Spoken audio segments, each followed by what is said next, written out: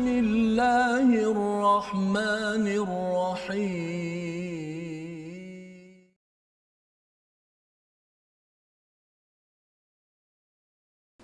بسم الله الرحمن الرحيم الحمد لله رب العالمين الرحمن الرحيم مالك يوم الدين إياك نعبد وإياك نستعين اهدنا الصراط المستقيم صراط الذين أنعمت عليهم غير المغضوب عليهم ولا الضالين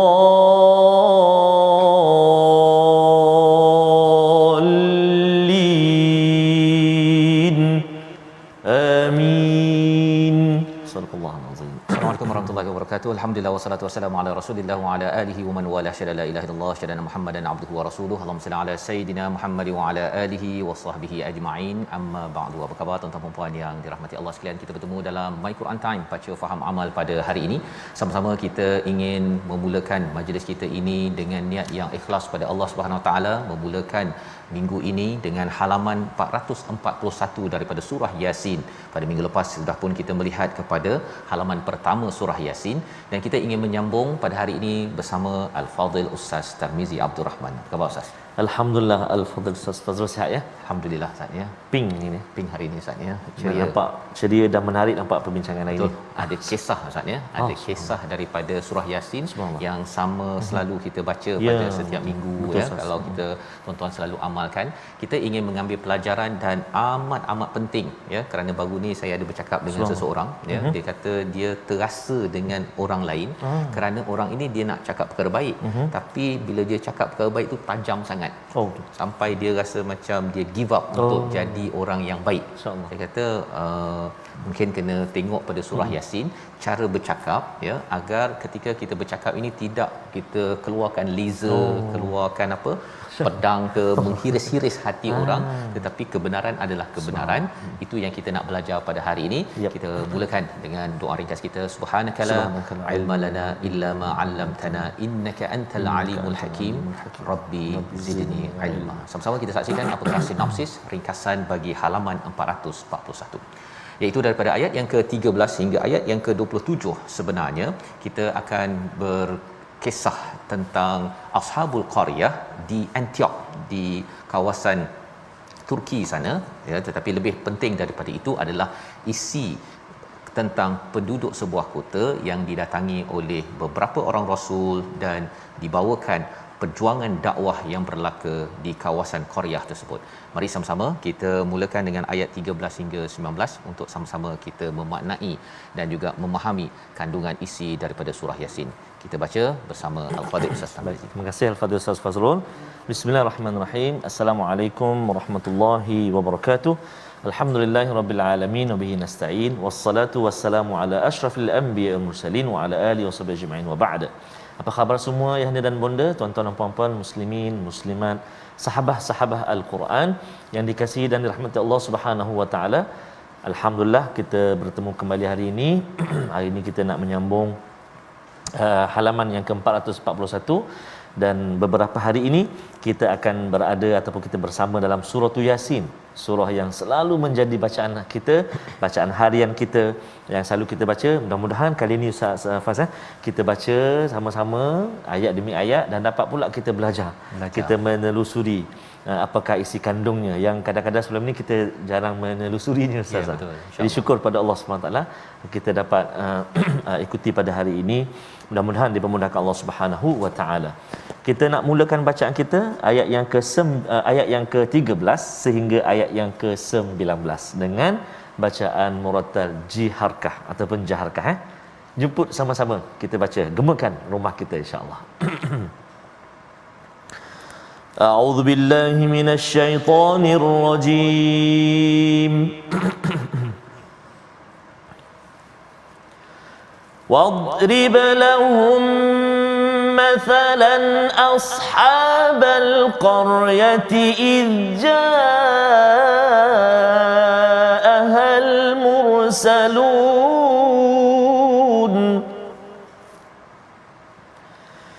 إذ أرسلنا إليهم اثنين فكذبوهما فعززنا بثالث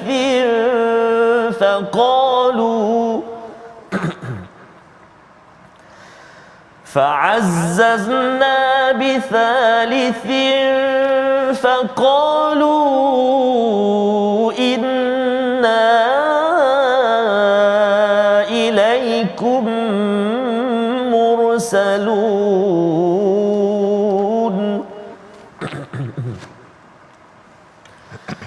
قالوا ما أنتم إلا بشر مثلنا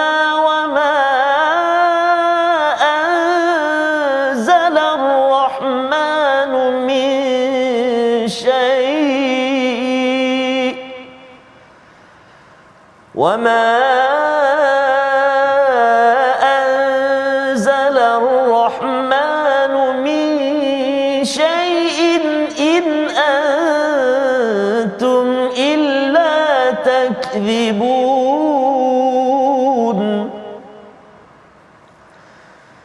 قالوا ربنا يعلم إنا إليكم لمرسلون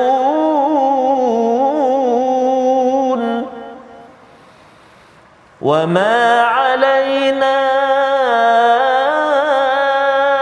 إلا البلاغ المبين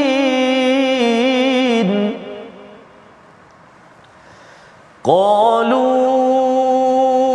إنا تطيرنا بكم لئن لم تنتهوا لنرجمنكم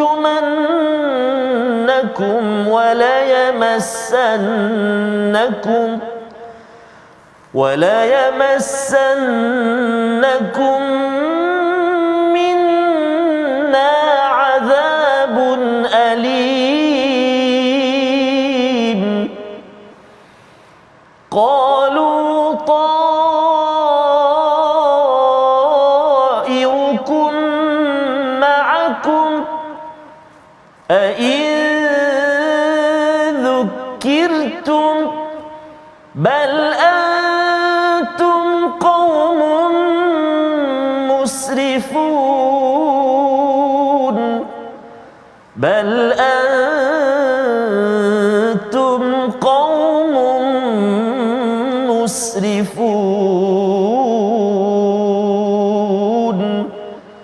صدق الله العظيم. Surah Al-Nazim, gitulah bacaan daripada ayat 13 hingga 19 yang menjelaskan kepada kita Ustaz ya, bahagian yang kedua daripada surah Yasin. Bahagian pertama di mana ayat 1 hingga ayat yang ke-12. Masya-Allah. Pembuktian daripada atas, iaitu daripada wahyu, daripada wal Quranil Hakim. Itu adalah pembuktian, penghujahan kaedah pertama daripada atas.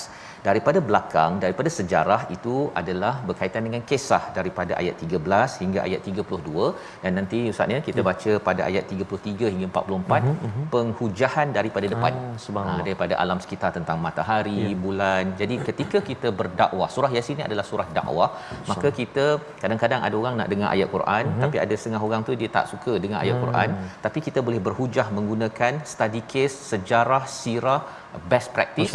Dan kalau dia tak nak juga dengar, maksudnya kita boleh bawakan ilmu sains tentang ilmu contohnya biologi, kimia dan sebagainya, engineering, mathematics, ilmu-ilmu semasa, kerana penghujahan daripada atas, belakang dan depan ini adalah kaedah seorang pendakwah ya. Jadi ada 3 sudut, dan itulah yang diajarkan oleh surah Yasin. Maka bermula dengan ayat yang ke-13, wadrib lahum mathalan ashabal qaryah, iaitu Allah membawakan kisah Ashabul Qaryah tidak diberitahu namanya, walaupun ulama menyatakan ini adalah negeri Antiok ya, Antakiyah, iaitu berada di kawasan Turki sana. Idja ahal mursalun, kawasan ini, kawasan kampung ini didatangi oleh beberapa orang rasul, didatangi oleh rasul. Jadi Allah nak bawakan kisah ini dan tidak dinyatakan nama tempat kerana ia bukan sekadar Antiok ataupun Turki ataupun di mana. Itu bukan fokus kepada ayat ini. Ini bukannya kitab sejarah, tetapi ini adalah kitab hidayah. Allah bawakan kisah ini bukan dengan penuh butiran, tetapi cukup untuk kita mengambil manfaat. Dan apakah manfaatnya? Iaitu satu kampung, satu kawasan, satu negeri didatangi oleh rasul-rasul yang menyampaikan message. Dan apa pelajaran untuk kita? Maksudnya memang rasul ini dihantar kepada kawasan sesuatu negeri misalnya untuk apa? Membawa risalah mengingatkan kepada negeri tersebut. Jadi kalau kita zaman sekarang, rasul dah habis dah. Kita kenalah juga menyampaikan message kepada negeri kita. Kalau kita senyap saja duduk ya, dapat gaji, makan tidur, bercuti apa sebagainya tanpa kita nak kisah jiran, maksudnya kita ini mungkin tak mengikut jejak rasul. Ya, yang kita nak sama-sama hidupkan. Lagi kuat baca Yasin, lagi kita ni cuba mengikut para rasul. Id arsalna ilaihi muthnain, dihantar 2 orang kepada negeri tersebut, mereka didustakan. Fa'azzazna, dan dihantar lagi, dikuatkan lagi dengan rasul yang ketiga, dan mereka menyatakan apa? Rasul-rasul ini faqalu inna ilaikum mursalun, kami ini adalah orang yang diutus untuk menyampaikan risalah. Ya, mursalun itu orang yang diutus, dia bawa risalah, postman lah Ustaz. Postman yang membawa surat. Risalah itu daripada siapa? Sudah tentunya daripada Allah Subhanahu Wa Taala. Tetapi apakah respon daripada penduduk negeri tersebut? Dia kata, kau ni alah macam kami juga, basyarum mithluna. Sama je, kami ada kulit macam kamu saja, tak ada beza pun. Kan? Nak cakap utusan konon, kan? Jadi mereka mengolok-olokkan kepada rasul-rasul ini. Pada ayat yang ke-15 katanya, wama anzalar rahmanu min syai' in antum illa takdzibun. Ya, sebenarnya tak ada pun Ar-Rahman menurunkan sesuatu sikit pun, tak ada, apalah kata ada risalah, ada surat, ini adalah semuanya penipu. Ya, jadi ini adalah respon daripada penduduk negeri ini sebagai panduan kepada Nabi Muhammad yang mendapat surah ini, bahawa orang musyrik di Mekah itu juga menyatakan bahawa Nabi Muhammad ni penipu. Rasul dahulu didustakan, Nabi Muhammad didustakan, dan tidak mustahil pada waktu ini juga ada yang kata alah bersungguh-sungguh nak sampaikan Quran dekat company kami konon, kan, kami dah maju dah, tak payahlah nak cerita-cerita, ini semua penipu. Kan. Dan ada orang yang begitu Ustaz ni, dia tak percaya kepada apa yang ada dalam Al-Quran. Tapi bila kita baca surah Yasin, orang kata tipu ke, nak poyo ke Ustaz ya. Kita tahu bahawa rasul-rasul dahulu pernah didustai, Nabi Muhammad pernah didustai. Kita kalau kena kutuk-kutuk sikit tu, jalan je lah ya. Sebagai penguat semangat bila kita membaca surah Yasin ini. Dan menarik dalam ayat 15 ini, bila kita melihat kepada perkataan wama anzalar rahman, kita dah bincang sebelum ini, Ar-Rahman itu tidak biasa didengari oleh orang-orang musyrik di Mekah. Dan yang keduanya, bila kita bercakap tentang Ar-Rahman ini, kita perlu buat sesuatu Ustaz ya. Semalam ataupun minggu lepas kita bincang tentang wa khasyar rahman bil ghaib, iaitu Ar-Rahman ini Maha Penyayang. Ya, tetapi kita kena takut kepada yang Maha Penyayang. Biasanya orang cakap apa yang penyayang, tak apalah kot. Tak, dia mesti takut apa? Takut kurang kasih sayang Allah beri kepada kita. Kerana apa? Kerana kita tidak menyebarkan rahmat kasih sayang Allah kepada seluruh manusia. Dan apakah tandanya kita menyebarkan kasih sayang? Kita memberikan peringatan kepada orang-orang yang sedang berbuat bahaya. Tak nak kita ini kalau macam mak lah ya, mak tak nak anak dia jatuh longkang, ayah tak nak anak dia gagal dalam hidup, maka itu adalah tanda bahawa kita sayang anak kita. Maka Allah menyatakan kalau kita ini sayang kepada Allah dan nak mendapat lebih banyak rahmat daripada Allah, kita kena menyampaikan risalah rahmatan lil alamin.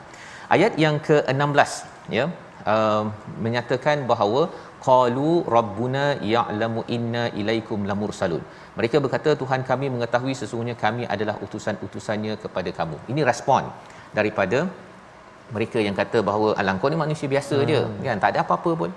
ya. Jadi pada waktu itu diajarkan kepada rasul ini, cara responnya ialah Allah je yang tahu. Kan, aku tak perlu pun engkau untuk acknowledge aku rasul, ya. Saya ini adalah rasul daripada Allah. Allah dah bersumpah wal Quranil Hakim innaka laminal mursalin. Cukup. Cukup. Betul. Ya, Allah suruh saya menyampaikan kebaikan, cukup. Tak payah pula kamu nak kata kau siapa? Ya, dulu belajar kat mana ni? Kan. Okey. Kalau ada orang yang persoalkan kita begitu, kita kata tak apalah, kan, asalkan kalau ini baik, saya teruskan, biar Allah sajalah yang tentukan. Itu saja, ya. Jangan pula kita kata daripada mana, engkau daripada mana pula. Kalau kita buat begitu, kita pun bergaduh. Betul. antara orang itu orang ini, ia tidak menjadi akhlak kepada para pendakwah. Ayat 17, ya, menarik untuk kita perhatikan sambungan oleh rasul itu, wama alaina illal balaghul mubin. Tidaklah tugas kami ini kecuali al balagh al mubin. Ada dua ustaz, ya. Yep. Al balagh al mubin. Al balagh ini adalah tugas kami menyampaikan dengan cara terbaik agar sampai kepada pendengar. Maksudnya apa? Maksudnya ia mestilah dalam bentuk kaedah yang terbaik. Dia tak bolehlah kalau kita ceramah ustaz, ya.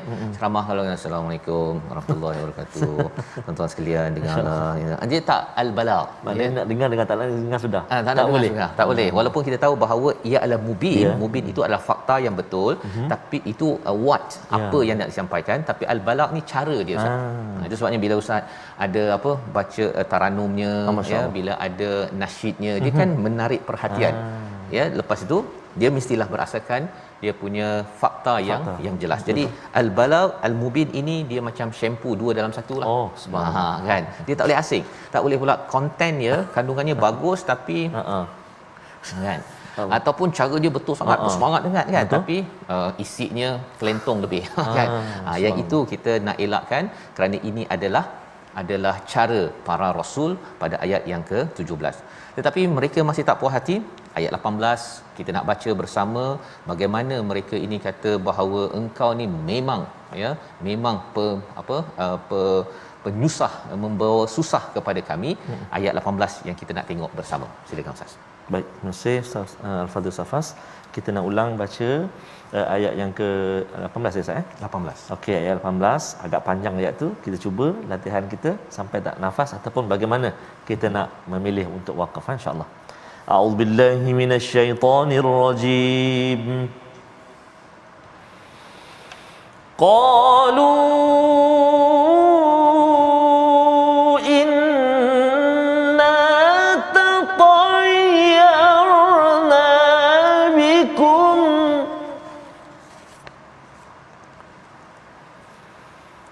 لئن لم تنتهوا لنرجمنكم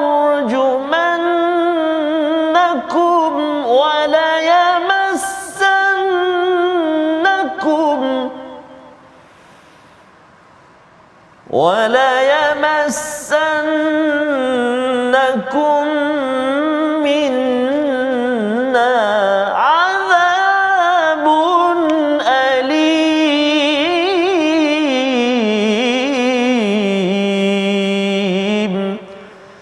صدق الله العظيم. Surah Al-Nazim ayat 18, mereka menjawab, sesungguhnya kami bernasib malang kerana kamu. Jika kamu tidak berhenti menyeru kami, nescaya kami rejam kamu dan kamu pasti akan merasakan siksaan yang pedih daripada kami. Ini adalah respon daripada penduduk Al-Qaryah sebentar tadi Ustaz, ya, penduduk negeri tersebut. Pasal bila mereka berhujah, ya, mereka cuba menafikan para rasul ini, bila mereka tidak boleh berhujah dengan tepat, dengan jelas, akhirnya mereka menggunakan kekasaran, main kasar, ya. Apakah yang mereka main kasar? Mula-mula mereka kutuk dulu, ya, dia kata inna tatayyarna bikum, ya, kami ni ada masalah, kami ni datang ke bukan datang ke malangan, datang malang ataupun sial, SIAL Ustaz, ya. Itu susah sikit nak sebut tu. Betul. Tapi mereka sanggup cakap begitu kerana apa? Kerana kamu datang ke sini, ekonomi kami, bisnes kami, semua yang tak jadi ini pasal kamu, ya. Ini kefahaman orang-orang musyrik ini, dia mengaitkan nasib mereka itu dengan kehadiran seseorang. Tetapi sebenarnya realitinya ialah yang menyebabkan mereka itu malang dinyatakan pada ayat 19, pada ayat seterusnya. ya. Jadi mereka kata kerana kami susah ya, pasal kamu ni asyik nak tegur kami punya bisnes kamu tegur kami ni rasuah lah, tegur itu ini susah kami nak cari makan. La illam tantahu, kalau kamu tak berhenti, lanarjumannakum, kami akan rejam kamu dan kami akan mengazab kamu selepas ini. Jadi ini ancaman demi ancaman, main kasar dah Ustaz. Betul. Ya, pasal apa? Pasal Rasul ini dia tak main kasar. Dia tegur je, tegur janganlah rasuah. Ya, janganlah kita ni merosakkan, menzalimi orang lain. Orang lain pun nak cari makan juga. Betul. Kan. Tetapi dia tak suka ditegur, dan dia mengaitkan masalah-masalah yang berlaku ada kaitan dengan kehadiran Rasul pada waktu itu. Jadi Nabi ataupun Rasul ini membalas, dia kata ta'irukum ma'akum, sebenarnya nasib malang yang ada itu adalah bersama kamu disebabkan kekufuran kamu buat kufur, itu yang menjemput malang. Dan lebih daripada itu apa, kita akan perhati selepas ini, tapi kita saksikan dahulu perkataan pilihan pada halaman 441. Perkataan pada hari ini adalah rajama, iaitu merejam.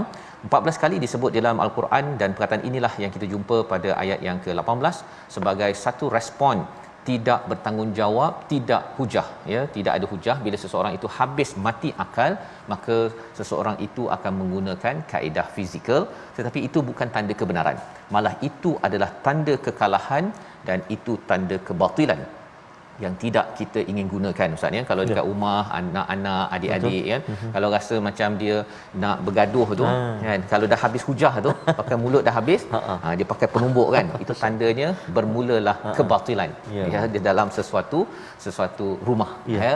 Dan bagi pasangan rumah tangga pun sama juga, jangan gunakan kekasaran, kerana kita adalah umat penuh dengan hujah hidayah daripada Allah Subhanahu Wa Taala. Kita berehat sebentar, kembali My Quran Time, baca faham amal insya-Allah.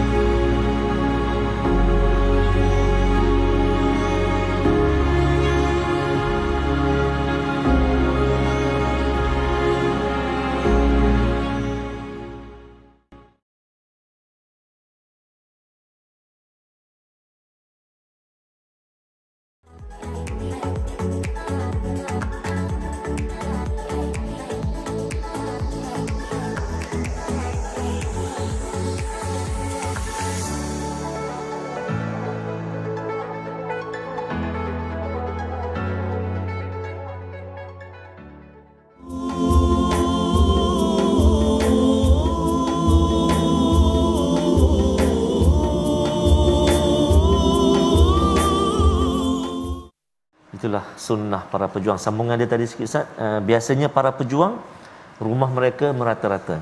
Kan, rezekinya tidak menentu, tidur baringnya tidak berwaktu. Itulah di antara sifat-sifat atau sunnah-sunnah para pejuang. Kalau kita perhatikan tadi Safaz, Allahu Akbar kan, bukan terus diterima, bahkan ada banyak penolakan. Kalau penolakan secara biasa okey, tapi barangkali dengan cercaan, hinaan, kekasaran, main kasar tadi ya, itu yang berlaku sebenarnya. Betul Safa. Yang kita doakan sebenarnya, kita doakan para rasul ya, terus menjadi orang-orang yang menjadi contoh kepada kita Ustaz ya, bahawa kita ini tidak boleh berada dalam keadaan comfort zone, dalam keadaan selesa. Dan itulah kesan daripada membaca surah Yasin. Kita makin baca surah Yasin, makin lagi kita ingin melaksanakan dakwah. Makin membaca surah Yasin, makin kita keluar daripada comfort zone keselesaan kita. Untuk apa? Untuk kita memperjuangkan mereka yang dizalimi, mereka yang miskin, mereka anak yatim, kumpulan-kumpulan yang perlu diperjuangkan seperti mana para rasul ini. Jadi mari kita sama-sama melihat kepada komponen tajwid kita Ustaz. Ya, baik. Terima kasih Al-Fadhil Safas. Sahabat-sahabat Al-Quran, tuan-tuan dan puan-puan, kita nak singgah sekejap untuk kita melihat kalimah yang perlu kita beri perhatian supaya tak berbeza ataupun tak sama bunyi dia.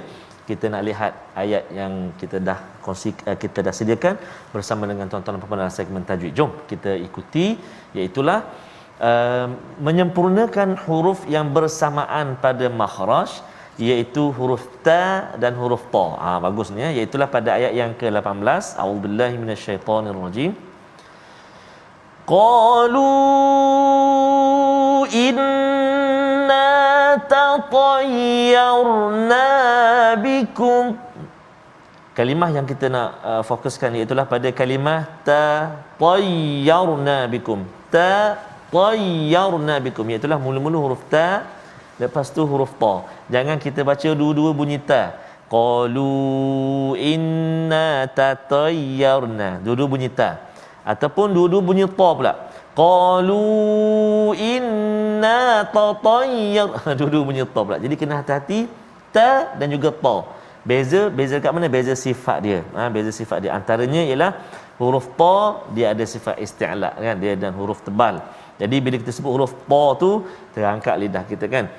Ta ta ta ta ta ta, terangkat daun lidah kita kan. Jadi menyempitkan udara untuk keluar. Ta ta ta ta ta, tak terangkat lidah. Ta yang terangkat lidah. Ta ta, dua-dua hujung lidah huruf dia, tempat keluar. Sifat dia berbeza. Jadi kena hati-hati, satu bunyi nipis, satu bunyi tebal.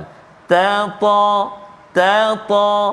Jadi selamat mencuba, selamat menyemak bacaan-bacaan contoh yang dekat-dekat macam ni dengan guru-guru kita Ustaz Fas, supaya dia tak bunyi yang kita takut berubah makna. Betul. Jadi ini penting Ustaz ya. Dan kalau katakan ada program-program yang mengasah cara baca Yasin itu bagus juga Ustaz ya. Pasal sebenarnya baca Yasin ni selalu di kalangan orang-orang Islam di Malaysia, Nusantara, dan kita naklah dia sambil gitu dia kan, dia lalu dan ada kesilapan-kesilapan itu. Nak buat baik bagus ya, tapi buat baik ni buatlah yang terbaik ya, agar Allah terima amal kita insya-Allah. Baik. Jadi kita sudah selesai dengan 19 ataupun kita baca sehingga ayat 19 bentar tadi ya. Di hujung itu diingatkan in zukirtum ya, para rasul mengingatkan bahawa sebenarnya nasib malang kepada kamu itu adalah kerana kekufuran kamu. Dan bila diingatkan ini, bal antum qaumum musrifun, kamu melampau bila diingatkan. Sebenarnya kalau kamu tidak melampau, maka tidak ada masalah, kamu tidak akan mendapat malang dalam hidup kamu. Dan tak ada kaitan dengan para rasul yang datang. Orang datang buat baik Ustaz ya, tak apa kaitannya dengan malang tersebut. Tetapi ada juga ya, kalau anak murid yang tak belajar, lepas tu bila cikgu datang, dia kata cikgu ni lah yang menyebabkan saya fail. Cikgu yang menyebabkan saya fail, padahal dia yang sendiri tak belajar bersungguh-sungguh. Jadi kita nak teruskan kalau tadi para rasul 2 campur 1, 3 rasul dihantar, maksudnya ada banyak cubaan ataupun panduan yang Allah berikan kepada negeri ini, tetapi tak jalan ya, tak berapa jalan. Allah tambah lagi ya dengan ayat 20 hingga ayat 27. Kita baca bersama Ustaz Tarmizi. Terima kasih Fadil Ustaz Fazrul, tuan-tuan dan puan-puan sahabat Al-Quran yang dikasihi Allah Subhanahu wa taala sekalian. Kita nak menyambung bacaan kita di ayat yang ke-20 sehingga ayat yang ke-27.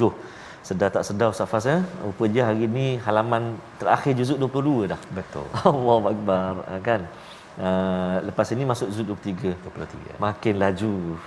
Makin menuju ke penamat. Dia kalau penamat itu kita kena makin bersungguh lagi Ustaz ya. Insya-Allah moga-moga Allah terima. Amin. Amin ya rabbal. Jadi kita sambung. Tadi kita dah baca dengan jiharkah. Untuk yang kedua ini kita cuba baca dengan bacaan murattal sikah insya-Allah A'udzu billahi minasyaitonir rajim.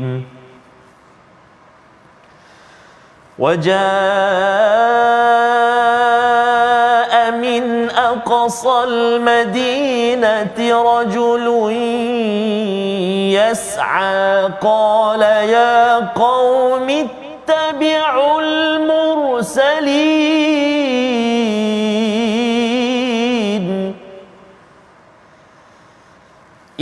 اتبعوا من لا يسألكم أجرا وهم مهتدون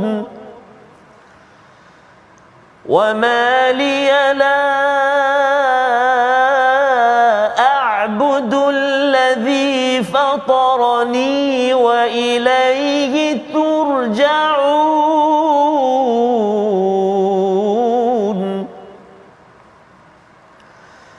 أأتخذ من دونه آلهة إن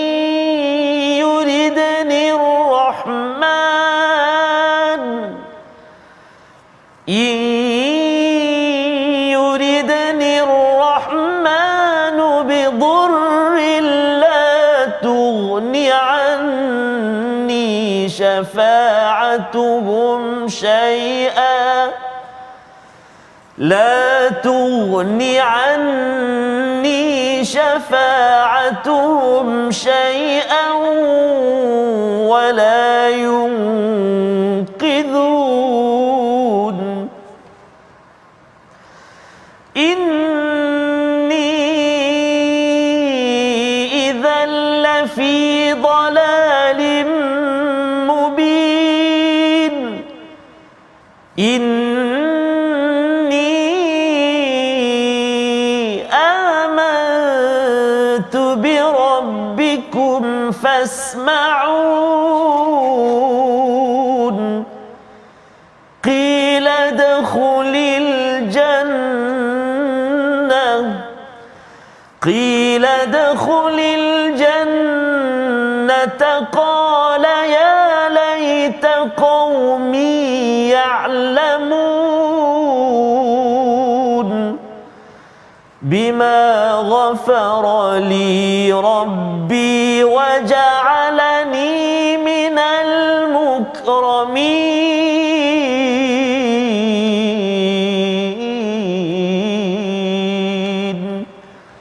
صدق الله العظيم.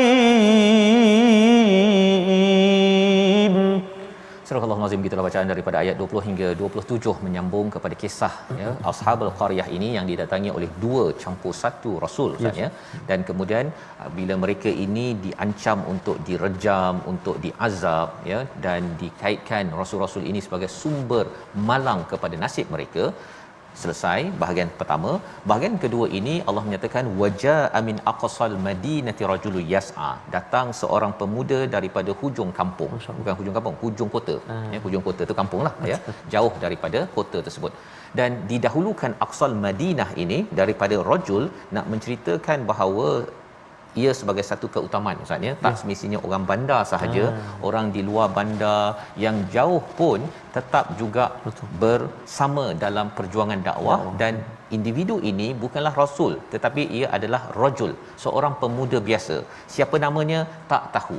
Tak tahu Ustaz ya, tapi ada di kalangan ulama yang mencari dan memberikan nama kepada individu tersebut. Tetapi bila tidak diletakkan di sini, itu pelajaran untuk kita. Ia bukan hanya milik individu tersebut, tetapi kalau kita orang biasa, bukan orang yang banyak sangat ilmu lah Ustaz ya, orang-orang biasa tetap juga mampu untuk bersama dalam perjuangan dakwah ini, sehingga Allah menyatakan yas'a, bergegas ya ke bandar tersebut.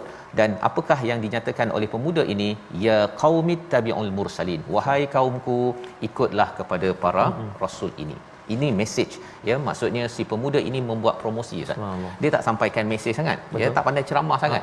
Tapi dia kata jomlah, dia share dekat Facebook, jomlah kan kita pergi ke masjid. Dia promosi, marketer ya, tolong buat pemasaran kepada rasul-rasul yang membawa mesej kebaikan ini tadi.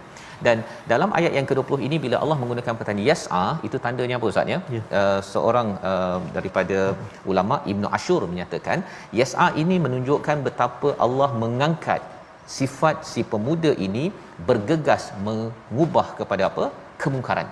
Kemungkaran yang berlaku ini kerana mereka kata engkau ni sumber malang kami akan rejam kamu, kami ni akan mengazab kamu. Jadi bila ada kemungkaran-kemungkaran begitu, pemuda ini datang bergegas kerana nak mengubah kemungkaran. Jadi dalam hidup kita ini kalau ada kemungkaran, sesuatu yang tak kena berlaku, kita kena bergegas.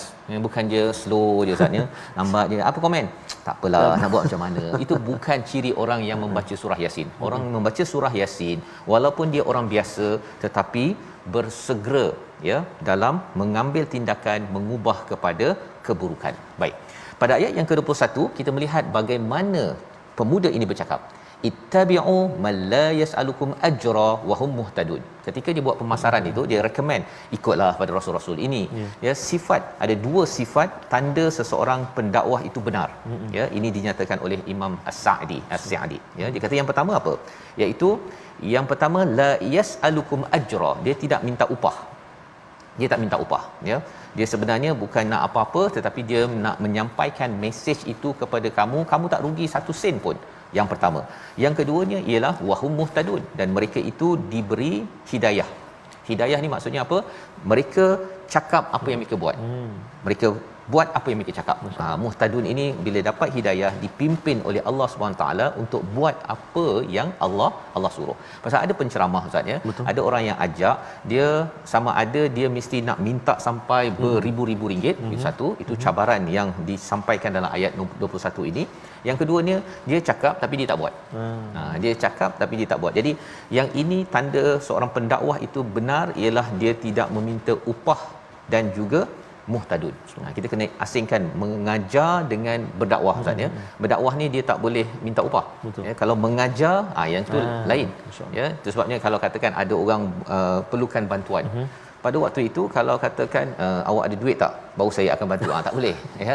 Dia perlukan nasihat, dia perlukan bantuan ya. Tetapi kalau mengajar memang dalam tradisi Nabi sallallahu alaihi wasallam memang ada yang dihantar untuk mengajar dan boleh mengambil upah. Jadi kita kena bezakan perkara tersebut. Ibu ayah ya nak mengajar anak untuk sembahyang subuh kan. Bayar dulu abang RM2 sejam baru abah akan kejutkan, contohnya lah ya. Taklah ayah buat gitu.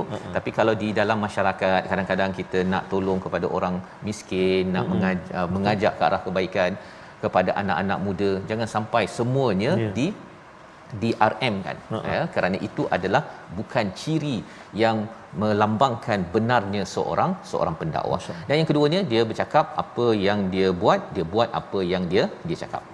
Dan ayat 22 dinyatakan wama liyala a'budul ladzi fatarani wa ilaihi turja'un, dan mengapa aku tidak menyembah kepada Allah yang ataupun yang menciptakanku, wa ilaihi turja'un, dan kepadanya kamu kembali. Kalau kita beri perhatian ustaz ya kepada perkataan wama liyala a'budul ladzi ya, mengapa aku la a'budu, aku tidak beribadah kepada Tuhan yang menciptakan aku. Ustaz perasan tak ada berapa kali aku kat situ? Paling kurang ada 2 atau 3 ya. Jadi kalau kita perasan dekat situ, sebenarnya apabila kita melihat pada ayat 22 ini, wama liyala a'budul ladzi fatarani, dia bercakap dengan teruk betul lah aku ni kalau bercakap ketika orang lain bercakap. Contohnya kan. Jadi dia tak marah pada orang.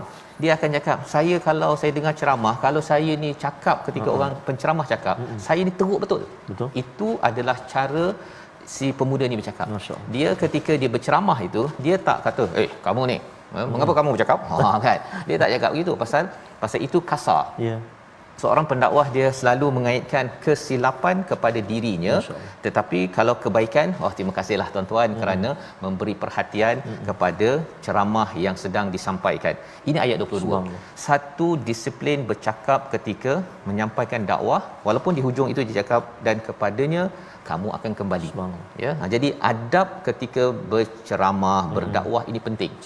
Disambung lagi, attakhidhu min dunihi alihah ya, pada ayat yang ke-24 kita ataupun ayat 23 kita baca sekali lagi. Di situ pun ada panduan yang boleh kita ambil sebagai seorang pendakwah. Silakan. Terima kasih kepada Ustaz Fazrul. Subhanallah, kita nak ulang bacaan kita di ayat yang ke-23. Hati-hati di permulaan itu ada 2 hamzah. Takhidu, jangan jadi bunyi satu takhidu kan, ataupun ada setengah tu dia terlalu macam nak berat sangat safasah, dia jadi tenang-tenang saja, tenang-tenang, perlahan-lahan perhatikan betul-betul kan. Takhidu. Mari kita cuba baca ayat yang ke-23, baca sama-sama insya-Allah. A'udzubillahi minasyaitonirrajim. أَأَتَّخِذُ مِن دُونِهِ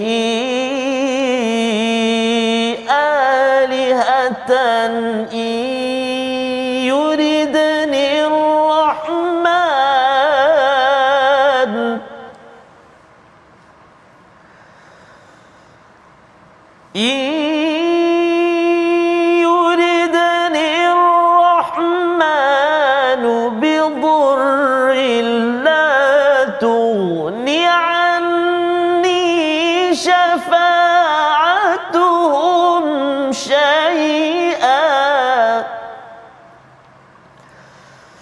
لا تغن عني شفاعتهم شيئا ولا ينقذون.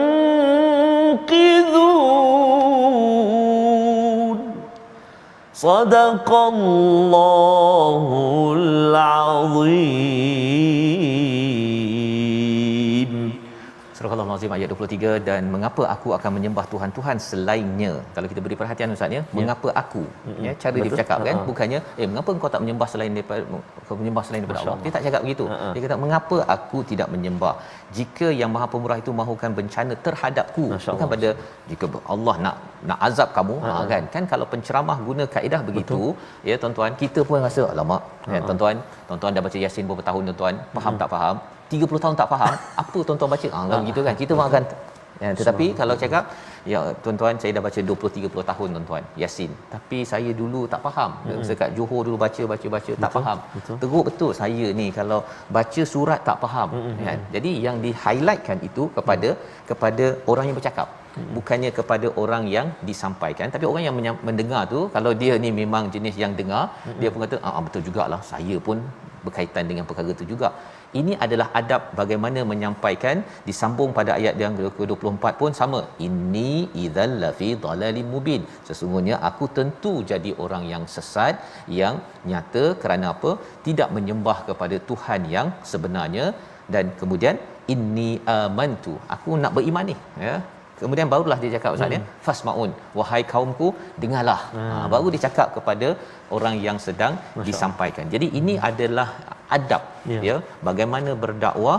Dan pasal bila dia dah mula cakap je ustaz ya, fasmaun saja, kau nak tegur aku, berdebush ya, kena pukul pemuda tersebut sehingga kan terus pada ayat yang ke-26, qila dukhulil jannah, terus masuk syurga ustaz. Syurga yang dinyatakan di sini adalah syurga satunya adalah di alam kubur. Dah nampak dah preview ke syurga kerana dia syahid ustaz. Masya-Allah. Ya, syahid kerana dalam medan dakwahnya itu dia dipukul sampai syahid. Dan ketika dah sampai ke jannah ini masih lagi beliau menyatakan qala ya laita qaumi ya'lamun. Ya, alangkah baiknya kalau kaumku amat mengetahui ganjaran aku dapat keampunan dan dapat kemuliaan berada di syurga ini. Jadi walaupun dia kena pukul dan syahid dan dah sampai ke syurga itu, sebenarnya boleh dicakap ustaz ya, itulah ya, aku nak laknat pada engkau kan, aku doakan dia masuk neraka. Itu bukan kaedah pendakwah yang dinyatakan dalam surah Yasin.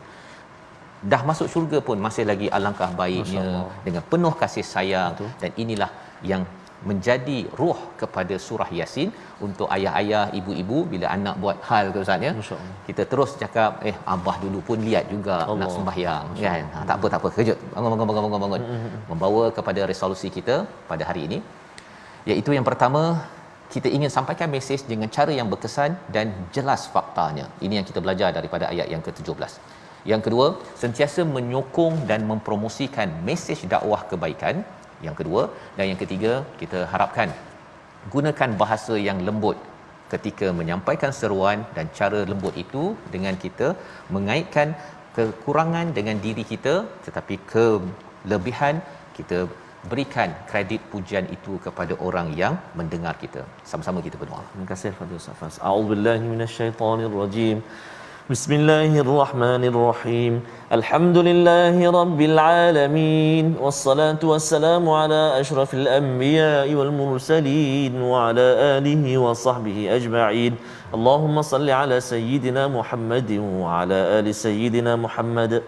Allahumma ya Allah wa ya Rahman wa ya Rahim, di saat yang penuh barakah ini kami mohon ke hadrat-Mu ya Allah agar diampunkan dosa-dosa kami ya Allah, agar diampunkan dosa-dosa ibu ayah kami, ibu ayah mertua kami, muslimin dan muslimat, mukminin dan mukminat bi rahmatika ya arhamar rahimin. Ya Allah wa ya Rahman wa ya Rahim, jadikan kami hamba-hamba-Mu ya Allah yang senantiasa berusaha untuk menyampaikan apa juga kebaikan dalam kehidupan kami ya Allah, membuat amal saleh ya Allah, berkongsi apa juga perkara-perkara yang boleh mendatangkan barakah daripada-Mu ya Arhamar Rahimin. Jaga hati kami ya Allah, jaga tutur kata kami ya Allah, jaga amal ibadah kami, perbuatan kami ya Arhamar Rahimin. Allahumma inna na'udzubika minal barasi wal junun wal judhami wa min sayyi'il asqam. Wa sallallahu ala sayyidina Muhammad wa ala alihi wa sahbihi wa baraka wa sallam. Walhamdulillahi rabbil alamin. Tafadhalillah. Inna wa minkum taqabbal ya karim. Moga-moga Allah mengabulkan doa kita sebentar tadi Ustaz ya, dan kita doakan agar terus kita menyebarkan dakwah al-Quran ini dengan adab yang kita belajar daripada halaman 441. Inilah yang kita ingin sebarkan dalam tabung gerakan al-Quran. Peluang untuk tuan-tuan sama-sama kita menyumbang dan kita berdakwah dengan panduan daripada surah Yasin. Moga-moga ini Allah terima dan kita dapat menjejak kepada para rasul yang berhikmat, yang berjasa kepada umat manusia. Kita bertemu lagi dalam ulangan pada malam ini dan juga pagi esok, dan terus kita bersama My Quran Time, baca faham amal insya-Allah.